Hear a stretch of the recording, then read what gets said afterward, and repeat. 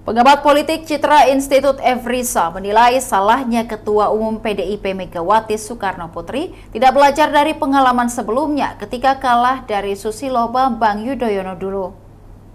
Menurut Efrisa, masyarakat sangat tidak menyukai sosok tokoh yang arogan.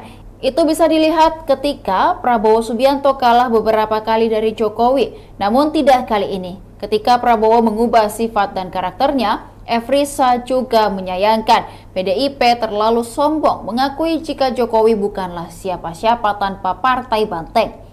Padahal dipilihnya Jokowi untuk diusung PDIP di tahun 2014 karena hasil survei dan bukan atas inisiatif partai. Jadi ada hal-hal yang saya rasa PDI Perjuangan tidak belajar pada masa lalu.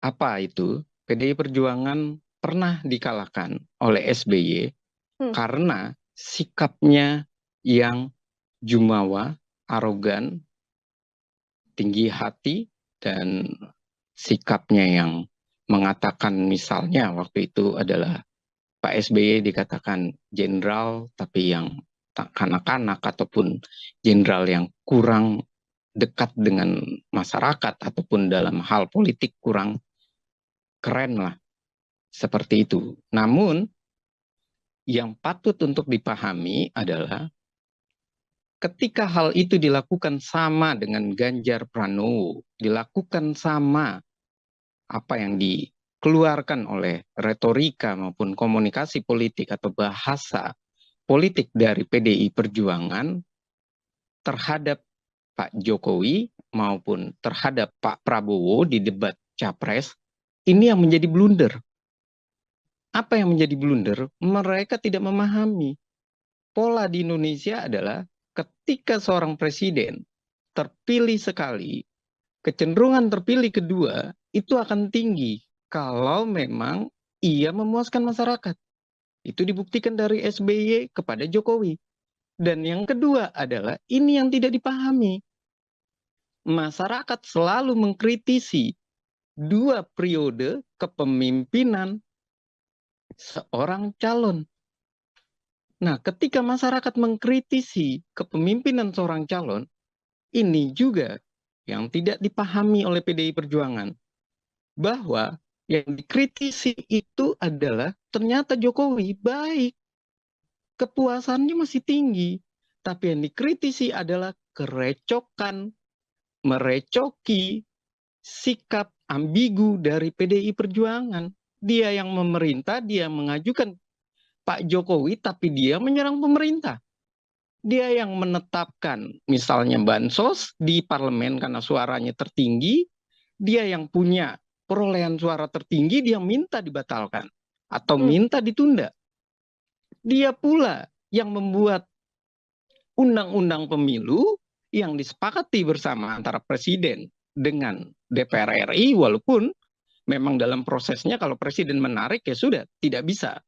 Namun, dia pula yang malah menyalahkan ketika seseorang bekerja untuk masyarakat, ia masih tidak mengundurkan diri, masih bekerja, hanya mengambil cuti, lalu suruh mundur. Dan ini adalah suatu fenomena-fenomena yang masyarakat menilai, kenapa ini dengan PDI Perjuangan? Kenapa PDI Perjuangan ini kok kayak nggak ngerti? Makanya dikatakan oleh Bambang Pacul, orang baik itu jangan disalahkan. Dan perlu pahami, masyarakat kita itu tidak suka orang arogan. Masyarakat kita itu tidak suka orang yang sombong. Itu terbukti, Pak Prabowo itu 2 kali, bahkan 3 kali, dia kalah. Tapi lihat saat ini, ketika dia merubah sikapnya, dia merubah perilakunya, dia terpilih. Apa yang dikatakan oleh Ganjar saat di terakhir debat, itulah yang merusaknya. Ia malah bilang bahwa muka diktator, ia mengatakan orang yang otoriter, ia juga mengatakan bahwa dalam tanda kutip ataupun hal yang nyata tanpa tanda kutip sebagai, mohon maaf, kasus Trisakti, kasus 98. Dan inilah yang menggugah masyarakat. Malah balik menghukum PDI Perjuangan. Karena mereka tidak tahu bahwa mereka sedang dikritisi, akhirnya dihukum. Itulah Mbak Hmm. pembukanya. Oke, artinya memang dari awal ini serangan-serangan yang dilakukan oleh PDIP terhadap Presiden Jokowi ini justru menjadi blunder besar yang mana efeknya adalah suara Ganjar Mahfud ya, Bang Efriza, yang saat ini juga tidak sampai mencapai 20%. Ini tadi saya ingin bertanya soal bagaimana statement dari Pak Bambang Pacul begitu kan, yang sempat memperingatkan bagaimana internal PDI Perjuangan agar tidak begitu terang-terangan untuk menyerang Presiden Jokowi. Kalau dilihat dari statement Bambang Pacul ini, apakah kemudian sedianya internal PDIP juga tidak sependapat atau tidak seluruhnya bisa patuh terhadap arahan untuk menyerang Presiden Joko Widodo atau seperti apa, Bang? Iya, kalau saya lihat Bambang Pacul juga awalnya responnya sangat keras dan ia tahu sekali. Namun ia melihat, dia membaca, sepertinya dia sangat membaca berita-berita yang dikatakan oleh para analis maupun orang-orang yang di luar yang selalu berkata bahwa jangan diserang Jokowi, kepuasan masyarakat itu tinggi. Jangan diserang pemerintahan karena kamu yang memerintah. Jangan menjadi sesuatu yang tidak jelas, warnanya abu-abu.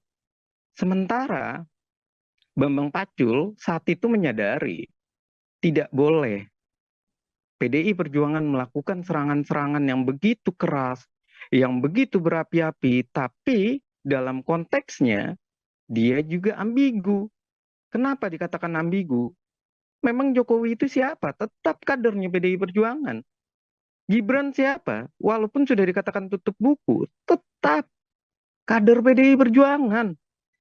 Mau bagaimanapun, mereka tetap merah. Walaupun sudah dibuang, dan itu harus disadari. Dan sejak awal memang masyarakat juga aneh. Kenapa PDI Perjuangan malah bilang bahwa dia mitra kritis? Mengapa PDI Perjuangan dari periode pertama bukan partai yang dipercaya oleh Pak Jokowi? Yang dipercaya oleh Pak Jokowi adalah Nasdem, bukan PDI Perjuangan. Malah kalau dikatakan ditarik lagi 2014, Demikian Tribun Timur Hot News kali ini. Saksikan berita lainnya hanya di kanal YouTube dan Facebook Tribun Timur. Download Tribun X sekarang, menghadirkan lokal menjadi Indonesia.